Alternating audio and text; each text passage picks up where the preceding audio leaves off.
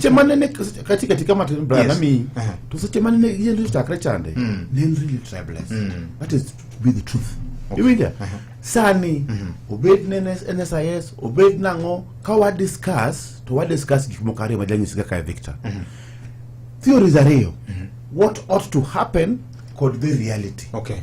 Reality enni kako chal sani. Koro ka wago mbaka gi gimo watimre samo weni.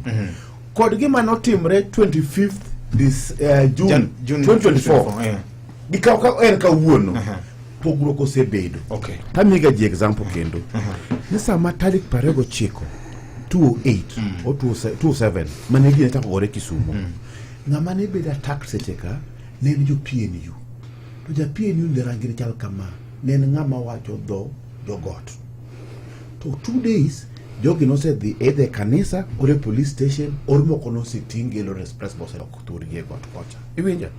But lwe no mbele for 2 more months. Koro the question enni dweche ariyo mane lwenyo dhi mbele nyaka Kofi Annan sign apak chale jomage mane goyo. Kech lwenyo no dhi mbele. Lwenyo lokre koro ne goyo jaluo morwako suit, morwako tai, madhi e tich to jomoko ntiere barabara.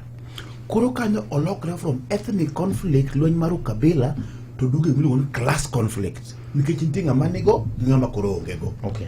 Iwinja? Koro lweny mar Gen Z kod gik matimre Kenya kae go chako mutate. Koro mane ojon tribeless. Sani koro kino kigolo list kuonde ma ji thoe to gin region achiel. That means ni whatever has happened kako lokre we're pinjing now Oscar Kama. Do you have challenges with this government or this regime? This regime? Yes. A lot of challenges. Mantiere regime stay. What mondo jopinyu wuok oko to say no, enough is enough, or monatosha? Problem mantiere. Ni what is the alternative? Shida man, kako go shida man. Even you.